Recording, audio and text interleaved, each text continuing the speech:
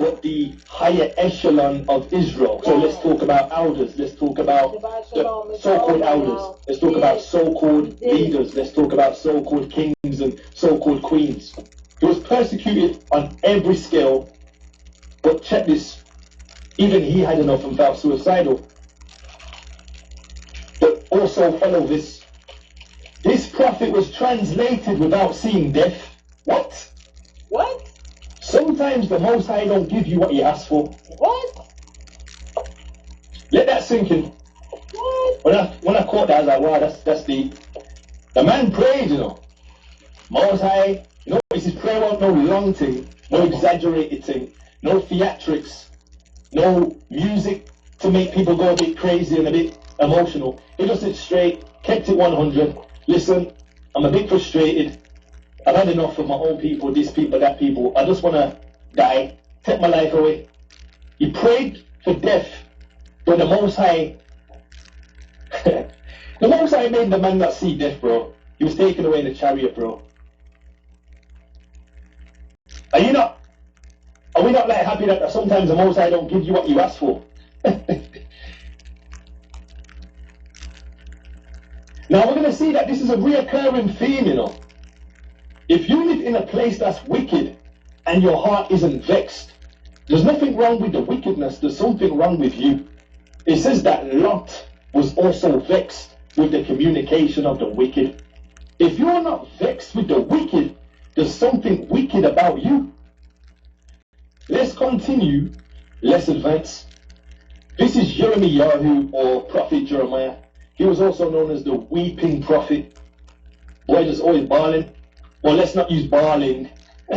Too much connotations with that. But he was always, I guess, in a state of like, blows and skirt. I'm stressed. I'm kind of depressed. What is going on with these people, man?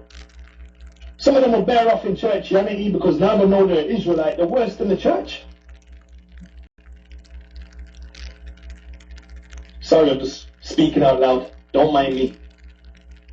Thus saith Yahuwah, refrain thy voice from weeping, and thine eyes from tears, for thy work shall be rewarded. Moses got a ledger. Moses has a ledger. He's keeping a ledger. Remember, we did that study about how this is a contest, you know. This is a contest. Everybody goes on X Factor and wants to get them 3 likes to get to the next round. This life is like X Factor in a sense, and this is a stage for the next round. Thus saith the Yahuwah, refrain thy voice from weeping and thine eyes from tears, for thy work shall be rewarded, saith the Yahuwah, or saith Yahuwah, and they shall come again from the land of the enemy.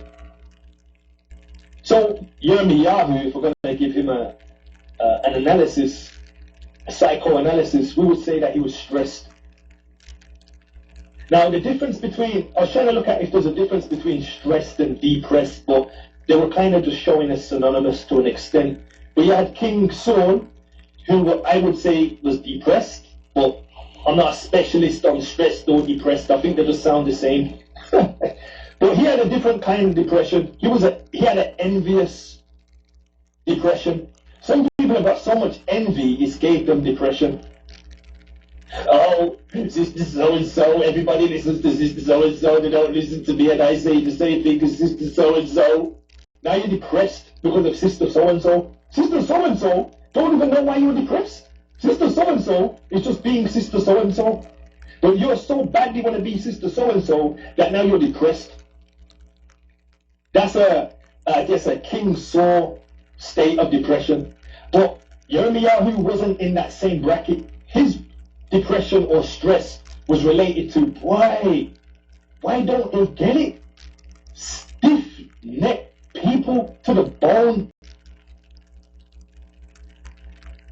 Stiff-necked to the bone, man.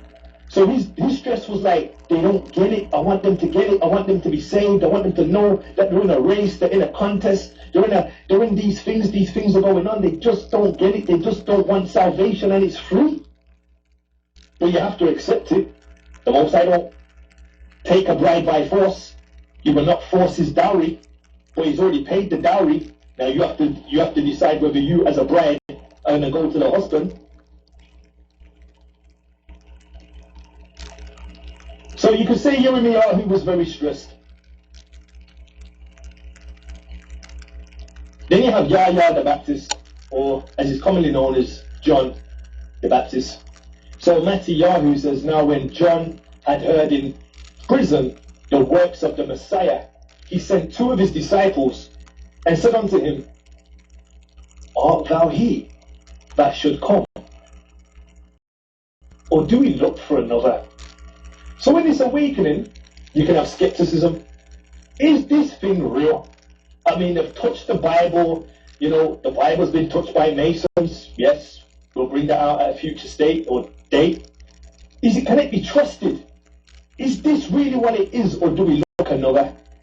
Do we look at, I don't know, the universe thing seems a bit advertising right now. Do we look at nature worship? You know, I can see the tree. Maybe the tree thing can probably work out now. Like, I don't know, like, is this the thing? Is this the truth? Or do we look for another?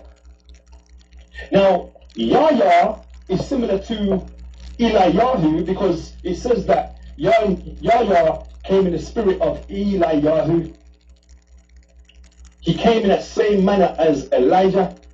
And according to Messiah, he said that what? Yahya was one of the best prophets. There was no other prophet greater than Yahya. And Yahya never got translated like Enoch or Elijah. In fact, Yahya lost his head. He got his head cut off. You know that some of the truth, following the truth, don't mean you're going to be exempt from persecution. I hear a lot of that going around, oh, you're just going to be exempt now because you're Israelite. Not necessarily, brother. Yahya got his head cut off for the truth. The Noahide laws, you should look into that because that's something that they want to bring out. But aside from that, not to scaremonger or fearmonger or cause people to go uncomfortable, but truth is uncomfortable. This big boy prophet was skeptical. We like to always talk about doubtful Thomas, but what about skeptical Yahya? He was skeptical. Is this whole thing real or is it just illegit? Should I just go and be part of this and part of that? Because it doesn't all make sense to me. Skeptical. And said unto him, art thou he that should come? Or do we look for another? So being skeptical, being stressed, being suicidal, how's about a lot of these prophets had these things? Interesting, right? We don't usually see the humanity in the people. We just hear certain sound bites and echo them like magic chants. But when we look at the humanity of the individual, you'll see that these people had certain ways about them. Let's look at Paul, the apostle. He says, for the good that I would do, I do not, but the evil which I would not, that I do. What? Is he trying to be an MC? He's trying to be a mic man? What they call it, master of the ceremony, mic controller. He says, for the good that I would not, but the evil which I would not, that I do. What? He says, I then find the law that when I would do good, evil is present with me. Don't get triggered by the word duality. Let's just use another word that people are more familiar with. Bipolar? Now, did he have a bit of bipolar? He says, sometimes I want to do something good, but then in the next breath I'm doing something bad, and sometimes I try to do something bad, and he never said it that way. He said it's only when I'm trying to do something good, sometimes I fall short. This is why I say you can't trust man, you can't trust me, you can't trust you, you can't trust your wife. Why can't you trust you though? The reason you can't trust you is sometimes you can be an agent and a smith, sometimes. Sometimes you'll say to yourself, I know, I've put on a bit of weight around around the belly, put a bit of weight on around the neck. I'm going to go back to the gym, I'm going back to the gym. 2 years later, you haven't gone back to the gym. You deceived yourself. And that's just Jim. Oh, I know I need to read more, I need to learn more, I need to put some time aside. I'm going to do it. I'm going to set myself a 2-week course of I'm just going to do this, I'm going to do that. And you don't follow through. So if you do things and say things to yourself that you don't follow through with, which is what we all do, then how is it possible to trust somebody else if you can't even trust yourself? Because the things you say you'll do, you don't do, and the things you say you should do, you don't do, and you're just caught in a catch-22. For the good that I would, I do not. But the evil which I would not, that I do. I then find a law, or a precept, or a principle in the heart of man, which is based on the sin of man. I find in a law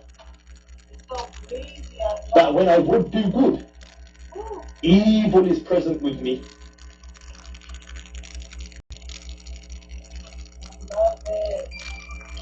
Very interesting.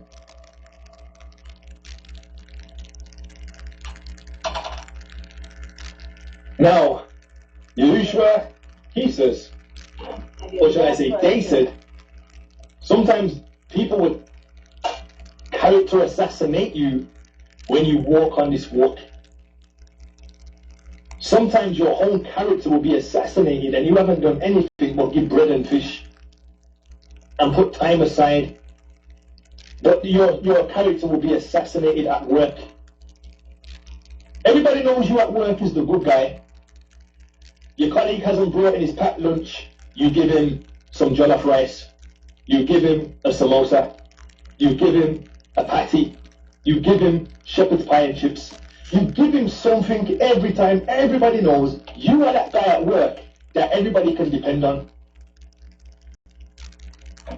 You will stay 5 minutes after to make sure everything has been brought to an end. But now, your character's being assassinated. People know that you're a good dad. But now you start to walk a different life. And now, you've gone from being a good dad to a deadbeat dad. You've gone to being a good mom to a waste mom. Just for what? We'll see. But when the Pharisees heard it, they said, this fellow doth not cast out devils, but by Beelzebub or Balenciaga, the prince of devils. So this guy's reputation was taken and thrown in the mud. In fact, so badly did they treat his reputation, they compared him to a devil, a demon of Tartarus. Wow. Sabbath is over. Hallelujah. Work days. We'll go back to us. Go back to us. Go back. So that is not even family. That's kinsmen. We've looked at family. The foes will be those of your